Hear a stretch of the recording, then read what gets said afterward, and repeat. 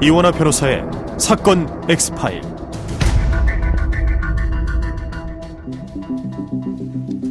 포기하지 않으면 어떻게든 길이 열린다는 말, 흔히들 하는 말이지만 정말 포기하고 싶은 절망의 순간, 그 말을 떠올리는 게 그리 쉬운 일은 아니죠. 형사사건에서는 특히 장기 미제 사건이 그렇습니다. 에이씨, 정말 못해먹겠네. 선배님 왜 그러십니까? 지금 몇 년째 이 사건만 보고 있는데 정말 모르겠단 말이야. 심지어 우리가 얼굴도 아는데 어떻게 이렇게 꽁꽁 숨었지? 제보 들어온 거 없지? 네, 아무래도 사건 발생한 지 10년이 넘었다 보니까 그 주변에 사는 분들도 많이 바뀌었더라고요. 아, 진짜 답답하네. 진짜 이 자식 내가 꼭 잡고 만다. 2008년 경기도 시흥시 정왕동에서 한 남성이 슈퍼마켓에 침입해서 주인을 살해하고 달아난 강도살인 사건이 발생했습니다. 당시 경찰은 슈퍼마켓에 있던 CCTV를 통해서 범행 장면과 용의자의 얼굴을 확보했기 때문에 사건 해결은 그리 어렵지 않은 듯 보였습니다. 하지만 해당 사건은 16년이 지난 올해까지도 용의자를 잡지 못한 채 장기 미제 사건으로 남는 듯 했는데요. 놀랍게도 최근 믿을 수 없는 일이 벌어졌습니다. 과연 어떤 일이 있었던 걸까요? 사건 X파일 지금 바로 시작하겠습니다.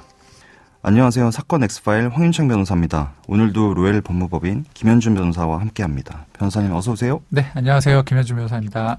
무려 16년 전에 있었던 사건입니다. 시흥시 슈퍼마켓 살인이라고만 인터넷에 쳐도 관련 기사가 쫙 나올 정도로 대중에게 잘 알려진 장기 미제 사건인데요.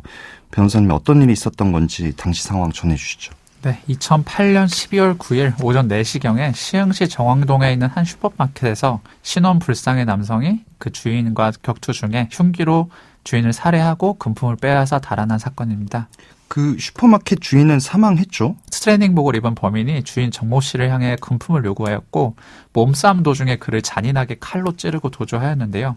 이 피해자는 인근 병원으로 후송되었지만 과다출혈로 사망하게 되었습니다. 슈퍼마켓 내부 CCTV를 보면 범인이 가게 주인을 무자비하게 찔러 살해한 영상이 그대로 담겨 있어서 범인은 많은 질타를 받아왔습니다.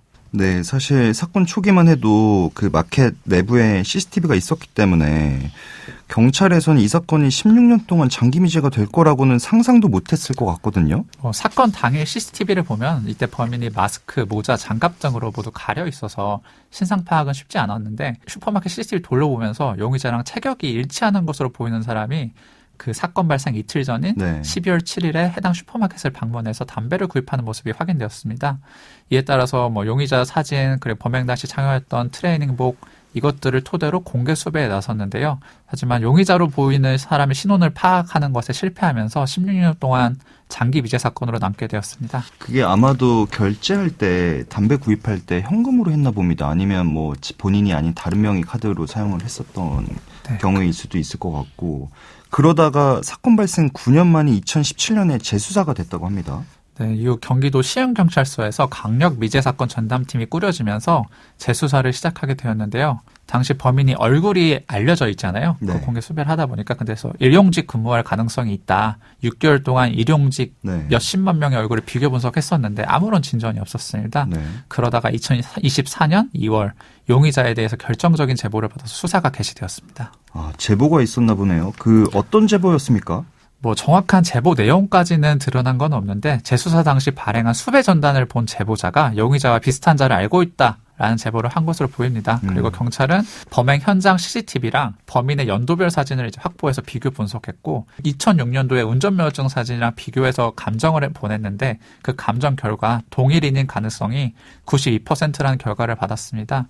또한 용의자 계좌 분석을 통해서 범행 시기에 화성과 광명에서 인출 내역이 있는 것을 파악했었고 통화 내용을 확인해 사건 당시 용의자와 자주 통화하고 함께 거주했던 지인으로부터 유력한 진술도 얻게 되면서 2024년 7월 14일 범인으로 보이는 자를 긴급 체포하였습니다. 네. 운전면허증 사진 같은 경우에는 그 사진 업체에서 보정을 좀 해주기도 하고 포샵을 하기도 하는데 다행입니다. 형사사건에서 제보라고 하는 게 어느 정도 효력을 갖고 있는지 혹은 어떤 의미가 있는지도 청취자분들께서 궁금해하실 것 같거든요. 우선 가장 중요한 게 이제 제보, 내가 누군가를 알고 있다, 무엇을 했다는 사실을 알고 있다라는 이 진술 자체도 이 사건의 피의자의 뭐 죄를 밝히기 위한 유효 증거로 사용될 수도 있고요. 그리고 무엇보다도 수사를 개시하고 용의자를 찾을 수 있는 단서를 준다는 점에서 수사기관 입장에서는 매우 소중한 자료죠. 네. 그리고 또한 제보라는 것이 보통 범인을 이제 아는 주변인들로부터 나오는 경우가 많고 수사기관 입장에서는 범인이 뭐 이렇게 변장을 하거나 뭐 이렇게 그렇죠. 했을 때 못 알아볼 가능성이 많지만 이 지인이나 아는 사람의 눈에서는 그런 것들도 알고 있기 때문에 속이기가 어렵습니다. 따라서 범인을 잡게 할 수 있는 가능성을 높여주는 일이기도 합니다. 또한 장기 미제 사건 같은 경우에는 공소시효 문제도 존재하기에 범인을 아는 사람의 제보만큼 중요한 것도 없을 것 같습니다.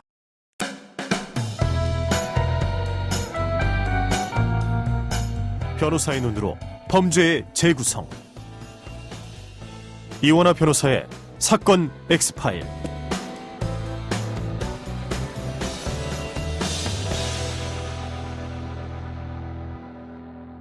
네, 아무튼 무려 16년 만에 제보로 용의자를 특정하게 됐다는 게 이 사건이 해결되기만을 바랐을 유가족 그리고 미제 전담팀에게 특히 의미 있는 소식이었겠지만 이 사건 말고도 다른 장기 미제 사건들 많잖아요. 그 장기 미제 사건으로 여전히 가슴 아파하고 있을 다른 피해자들에게도 한 줄기 빛과 같은 그런 소식이 아니었을까라는 생각이 드는데 문제는 이 용의자가 정말 진범이 맞는지도 확인해야 되고 그리고 진범이 맞다라고 하면 범행을 순순히 인정하고 있는지 확인할 게 있지 않겠습니까? 이번에 잡힌 용의자 같은 경우에는 최초에는 모든 범행을 부인했습니다. 뭐 본인이 뭐 당연히 자기가 아니라고 생각했겠죠. 네, 그러다가 이제 지난 17일 구속영장 실질심사를 앞두고 이제 영장이 발부되면 이제 체포가 되잖아요. 그렇죠. 구속되는 상황이 되니까 이때서야 자백을 했는데요. 이 자백 내용을 보면 이 사건 이틀 전에 담배를 사러 갔다가 네. 계산을 하기 위해서 피해자를 몇 차례 꿰었는데 네. 일어나지 않았고 그래서 현금을 한번 훔치겠다라는 범행을 계획하면서 이 사건 당일 새벽 4시에 금고 속 돈을 훔치려고 했습니다. 그때 이제 피해자가 딱 잠에서 깨서 맞닥뜨리게 되니까 네. 피해자한테 돈만 가져갈 테니 가만히 있으라 라고 말하니까 이제 피해자가 저항을 했겠죠. 네, 저항을 네. 하는 과정에서 당연히 하죠. 이제 살인을 저질렀다라는 점을 자백을 하였다고 합니다. 다행이네요. 일단 재판에 넘어가면 어떻게 처벌되겠습니까? 뭐 우려할 만한 그런 쟁점이나 특이사항은 없겠습니까? 현재 수사 진행 내용을 보면 경찰은 뭐 범행 도구를 미리 준비했다라는 점들을 바탕으로 계획 범죄라고 결론 짓고 강도 살인 혐의를 적용했는데요. 우선 피해자가 진술한 것을 보면은 앞서 제가 말씀드렸다시피 뭐 주인이 저항을 하니까 내가 살해했다. 라는 그 말 자체에서 풍겨지는 뉘앙스가 우발적이다라는 네, 그렇죠. 점을 주장해서 강도치사 혐의로 주장할 가능성도 보입니다. 네. 또 피의자의 자백 이외에도 이를 좀 뒷받침할 만한 증거들이 있는지 이런 것들이 좀 관건일 것 같습니다. 그렇죠. 근데 이 용의자가 저지른 범죄가 이게 하나가 아니었다면서요? 네, 이게 뭐 피해자를 보니까 이미 실형을 선고받은 전력이 있었습니다. 뭐 시흥 슈퍼마켓 강도 사건이 있은 후죠. 2년 뒤에 2011년 2월경에 뭐 청주 금은방을 돌면서 가짜 금목걸이를 순금 목걸이인 것처럼 속여서 7천만 원을 편취한 혐의였는데요. 이 혐의도 좀 특이하게 10년이 지난 2022년 6월에 네. 사기 등 혐의로 징역 1년 6월형이 확정되어 실형을 살게 되었다고 합니다. 징역형이 그렇게 길어 보이진 않습니다. 그리고 범죄자가 한 번 하는 경우는 그렇게 흔치는 그렇죠. 않고 대부분 재범에 이제 이르게 되는데 청취자분들 입장에서는 이게 좀 궁금하실 것 같습니다. 그 용의자의 경우에 공개 수배가 되고 얼굴이 알려졌어요. 그리고 재판에 참석도 하고 심지어 징역형을 받고 복역도 했는데 공개 수배자인지를 아무도 몰랐다는 게 좀 의아하거든요. 사실 저도 그렇지만 공개 수배를 유심히 본 지가 상당히 오래된 것 같습니다. 또한 뭐 수사관들 역시도 전국에 워낙 많다 보니까 직접 피의자를 용의 선상에 올리고 직접 수사가 했던 수사관들은 뭐 인지할 수 있겠지만 그렇죠. 다른 수사관들이 이 사람을 보고 이 친구가 그 친구구나 하고 쉽게 떠올리긴 어려웠을 것으로 보여집니다. 또한 피의자 전과가 만약에 이렇게 강도살인 같은 동종 범죄였으면 좀 더 알아보기 쉽지 않았을까 싶은데 동종이 아닌 범죄였기 때문에 더욱 알아보기가 어렵지 않았을까 싶습니다. 그리고 이제 시간이 지나면 그 한 사건만을 수사관이 뭐 5년, 10년 이렇게 담당하기는 또 어렵지 않겠습니까? 그렇죠. 그래서 알고 있는 수사관도 뭐 사건에 대해서 교체가 될 수 있는 상황일 것 같습니다. 피의자에 대한 공개 수배 형태가 너무 옛날 방식이다. 요즘 세태에 맞게 변화될 필요가 있다. 이런 목소리는 꾸준히 나오고 있는 것 같거든요. 네, 한 가지 설문을 보니까 2022년에 공개 수배 건거 현황에 따르면은 공개 수배 명단에 오른 수배자 200명 중에 건거는 22명 됐다고 합니다. 네. 건거율로 보면 한 11%에 불과하다고 하는데요. 네. 인터넷을 주로 하고 뉴스도 잘 보지 않는 이 시대에서 오프라인 공개수배 전단지를 돌리는 게 구시대적인 공개수배 아니냐라고 네. 하면서 개선해야 한다는 목소리도 커지고 있는데요. 다만 경찰 쪽 입장을 한번 보니까 적극적으로 공개수배를 디지털로 이렇게 전환하게 되면은 후에 이제 그 공개수배자가 무혐의 그렇죠. 또는 무죄 판결을 받게 됐을 때 인권침해, 명예훼손 등 문제가 있어서 경찰 쪽에서도 좀 부담이 된다라는 입장이 있다고 합니다. 공개수배 이 전단을 뿌리는 것 자체가 효용이 없다는 것은 아닌데요. 최근에도 이 공개수배 전단지를 보고 범인을 체포했던 사건도 있었습니다. 디지털로 전환해서 공개 범위를 넓히면 또 효과가 더 커질 것 같은데 만약에 억울한 사람이 그렇게 자기 얼굴이 이제 나오게 되면 뭐 떳떳하게 나와가지고 내가 아니다라고 해명을 하면 되지 않을까라는 좀 조심스러운 생각도 듭니다. 방금 말씀하신 그 체포당한 사건은 어떤 사건이었죠? 7월 17일에 18년 전 2006년에 목포에서 주택에 침입해서 성범죄를 저지르고 공개수배 전단에 얼굴을 올렸던 50대 남성이 있었습니다. 근데 정말로 신기하게 그 신고자가 평소 이 수배자를 눈여겨본 네. 상황이었는데 병원에 이 수배자가 나왔었고 이 병원에서 이 수배자를 본 그 시민이 네. 공개수배자랑 야. 동일하다라는 네, 신고를 해서 이게 용의자가 체포됐던 상황이 있었습니다. 사건 X파일 오늘은 자칫 장기미제로 남을 뻔했던 시흥시 슈퍼마켓 살인 사건이 한 통의 제보로 용의자를 검거할 수 있었다는 소식 전해드렸습니다. 흔히들 시간이 약이라는 말, 시간이 지나면 다 잊힌다는 말 하곤 합니다만 이 사건엔 절대 적용될 수 없는 말이겠죠. 해당 사건의 시기는 2008년 12월 그날에 딱 멈춰져 있을 테니 말이죠.